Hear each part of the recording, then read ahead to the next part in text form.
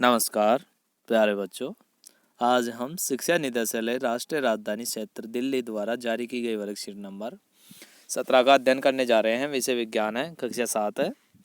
आज का हमारा टॉपिक है दैनिक जीवन में उदासीनीकरण। देखिए, न्यूट्रलाइजेशन इंग्लिश में कहते हैं। दैनिक जीवन में उदासीनीकरण क्या है, इसका बहुत बड़ा महत्व है हमारे दैनिक जीवन में, वो आज हम पढ़ने जा रहे हैं।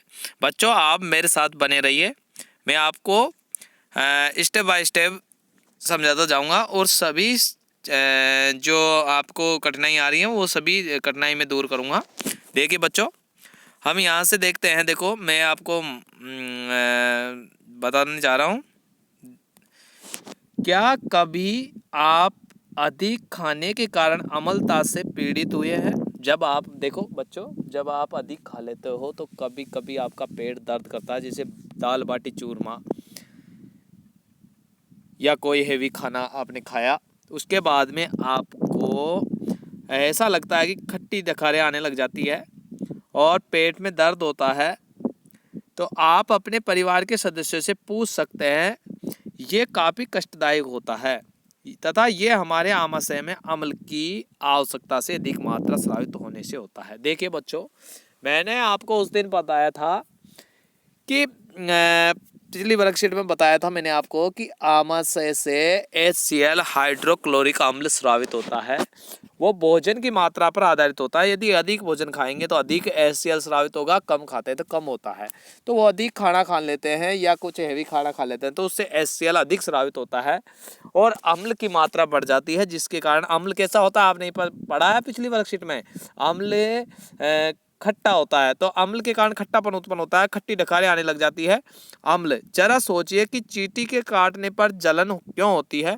ऐसा या तो किसी अम्ल या क्षार के कारण होता है। आपको पता है, हमने पिछली वर्कशीटों में पढ़ा है कि अम्ल, चींटी के डंक में क्या होता है? अम्ल ही होता है।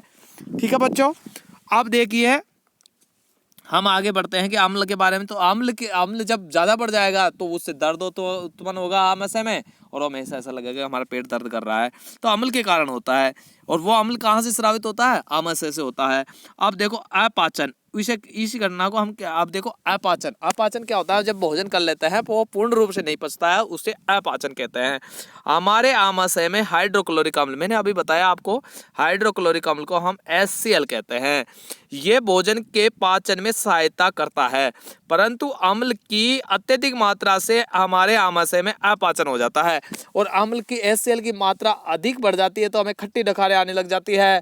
तो हम कहते हैं आज तो भोजन ढंग से नहीं पचा, तो उससे ऐसी परिस्थिति उत्पन्न हो जाती है, इसे हम अपाचन कहते हैं। यानी भोजन का पूर्ण रूप से पाचन नहीं होना ही अपाचन कहलाता है।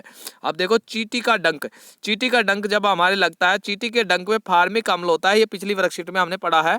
जब चींटी काटती है तो ये त्वचा में अम्लीय द्रव डाल देती है। क्या? अम्लीय द्रव डाल देती है। अम्ल क्या करता है? ये हमारी कोशिकाओं में जलन उत्पन्न करता है, दर्द उत्पन्न करता है। ठीक है बच्चों, अब देखो चींटी के डंक का उपचार क्या है? क्षार, उसकी अम्ल की मात्रा को कम करने के लिए क्षार का उपचार किया जाता है। क्षार होना चाहिए, अम्ल और क्षार पढ़ा ना आपने। क्षार कड़वा होता है स्वाद में, अम्ल खट्टा होता है, पढ़ा नहीं? तो चींटी के डंक में उपस्थित फार्मिक अम्ल के प्रभाव को, अब चींटी के डंक में कौन सा अम्ल होता है? फार्मिक अम्ल, ये आपने पिछली वर्कशीट में पढ़ा है। नमी युक्त खाने का सोडा, अब देखो प्रभाव को कम करने के लिए नमी युक्त खाने का सोडा, सोडियम हाइड्रोजन कार्बोनेट खाने का सोडा होता है ना, जो आप उसको भोजन में डालते हो, ये पिछली वर्कशीट में पढ़ा है आपने। तथा केलेमाइन विलियन, जिंक कार्बोनेट विलियन मल कर उदासीन किया जाता है। ये मृदु क्षार होते हैं। ये कौन से होते हैं? मृदु क्षार होते हैं। जो खाने का सोडा होता है, सोडियम हाइड्रोजन कार्बोनेट और केलेमाइन, ये दोनों को मलकर हम उस पर लगा देते हैं तो चींटी के डंक जो अम्ल छोड़ा है उसको कम कर देता है। ये क्षार होता है, उसको कम कर देता है और हमारे दर्द कम हो जाता है। देखिए बच्चों, हम अब आगे बढ़ते हैं। मृदा, अब मृदा के बारे में देखिए। ये मृदा क्या है? मृदा जानते हो, मिट्टी से कहते हैं। मृदा की स्थिति, अब देखो मृदा मिट्टी होती है, आपको पता है कहीं कहीं खेतों में आपने देखा होगा, आपके खेत होंगे उनमें से ना उष्ण साग, नमक साग दिखाई देने लग जाता है खेतों में, तो वहां पर अम्लता की मात्रा बढ़ जाती है। तो उसको कम कैसे किया जाता है? देखिए बच्चों, रासायनिक उर्वरकों का अत्यधिक उपयोग मृदा को अम्लीय बना देता है।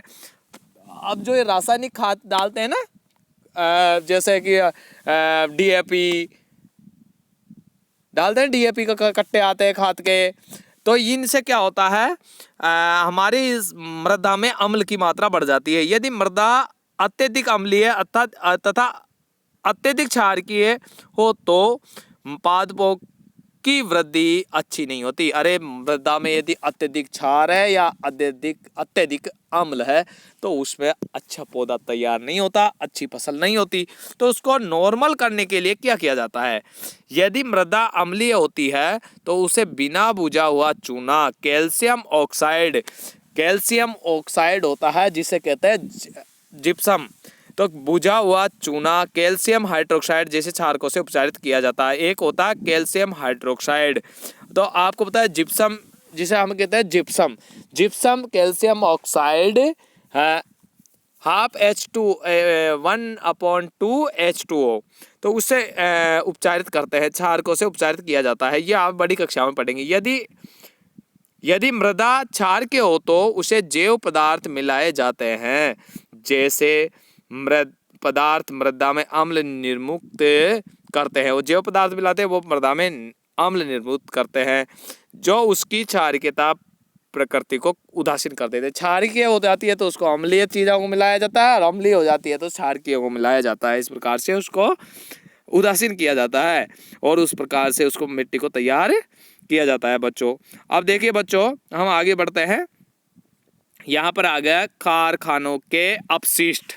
अब देखो बच्चों, कारखानों के अपशिष्ट अनेक, अब यहाँ पर हम देखते हैं बच्चों, देखिए बच्चों यहाँ पर देखो आप, मैं आपको ये मिटा देता हूँ।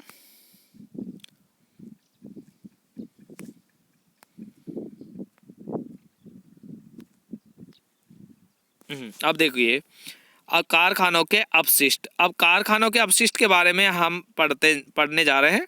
अब देखो कारखानों से हमें कितना नुकसान होता है। देखिए बच्चों, अनेक कारखानों के अपशिष्ट कचरे में अम्लीय पदार्थ होते हैं। यदि ऐसे अपशिष्ट पदार्थों को सीधे ही जलाशयों में बहने दिया जाए तो मछली और अन्य जलीय जीवों को अम्ल नष्ट कर देता है। आपको पता है ये जो कारखानों में अम्लीय पदार्थ होते हैं जो पानी में आता है और पानी में बह के जाता है, उस पानी में जो जीव जंतु होते हैं वो अम्ल के कारण मर जाते हैं। तो इस वजह कारखानों का पानी जलाशयों में, नदियों में नहीं डालना चाहिए।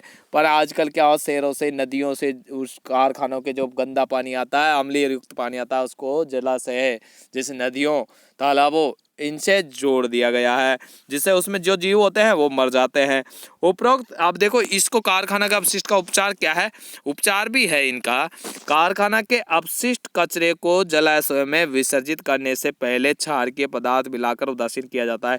यदि इसको हम उदासीन कर दें, अम्लीय युक्त को इसमें क्षारकीय कुछ पदार्थ मिला दिया जाए जिससे ये उदासीन हो जाए, न्यूट्रलाइजेशन हो जाए इसका, तो ये हम अधिक जीव जो जलीय जीव है उनको अधिक नुकसान नहीं पहुंचाए, और जो पाद पे फसल है उसको भी अधिक नुकसान नहीं पहुंचाए।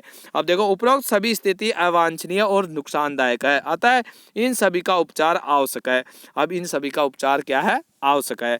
अपाचन का उपचार। अब अपाचन का उपचार क्या है, अपाचन के कारण स्रावित अम्ल की अधिक मात्रा को उदासीन करने के लिए प्रति अम्ल यानी कि क्षारकीय प्रति अम्ल एक दुर्बल क्षार होता है। उदाहरण के लिए दूध या मैग्नीशियम, जिसमें मैग्नीशियम हाइड्रोक्साइड होता है। दूध या मैग्नीशियम होता है जिसमें मैग्नीशियम हाइड्रोक्साइड होता है, जो उस क्षार को, उस अम्ल को कम कर देता है और उदासीन हो जाता है, जिसके कारण वो पाचन की स्थिति हमारी नष्ट हो जाती है।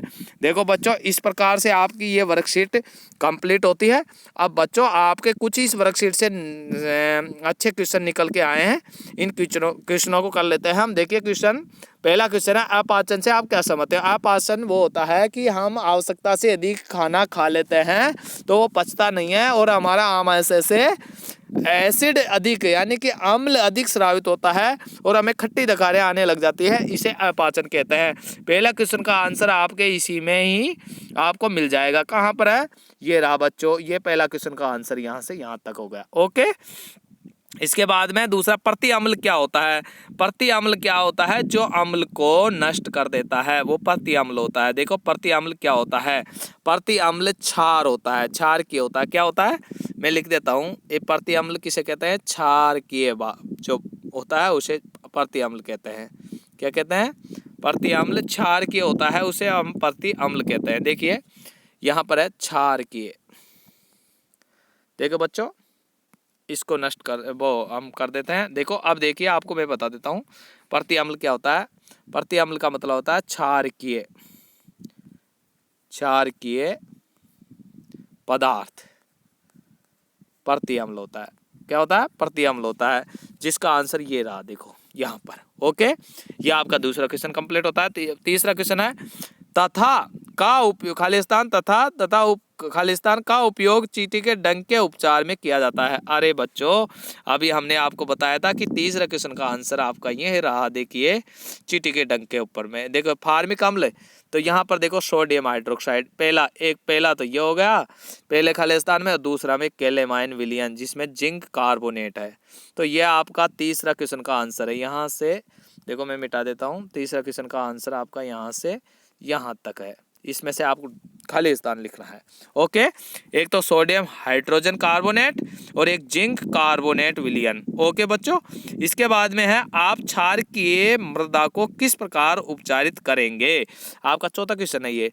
अब देखो बच्चों चौथा क्वेश्चन में आप क्षारकीय मृदा को किस प्रकार से उपचारित करेंगे। तो बच्चों देखो आपको मैं बता देता हूँ, ये यहाँ पर देखिए, देखो बच्चों